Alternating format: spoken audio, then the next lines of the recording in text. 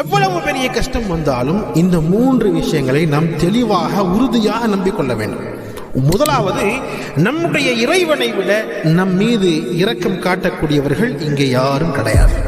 இரண்டாவது, நம்முடைய இறைவனை விட நம்மை அறிந்தவர்களும் இங்கே யாரும் கிடையாது.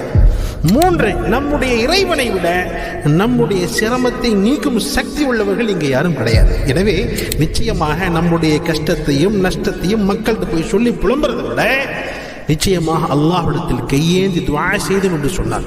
நம்முடைய கஷ்டத்தை அல்லாஹ்விடத்தில் எடுத்து சொன்னோம் என்பதாக சொன்னால் நிச்சயமாக அல்லாஹ் ஜல்ல ஷானஹு நம்முடைய தேவைகளை, நம்முடைய கஷ்டங்களை, நம்முடைய நஷ்டங்களை அல்லாஹ் நிச்சயமாக தீர்த்து கொடுப்பான். இதுதான் அல்லாஹ் குர்ஆனில் சொல்லும் பொழுது சொல்வான், வைதா அஸஅலக இபாதி அன்னி ஃபஇன்னி கரீப். மக்கள் என்னிடத்தில் துஆ செய்யும் பொழுது அதை நான் விரைவாக ஏற்றுக்கொள்கிறேன். நான் பக்கத்தில் இருக்கிறேன், சமீபத்தில் இருக்கிறேன். உங்களுடைய துஆக்கள் சீக்கிரமாக கபூலாகும்.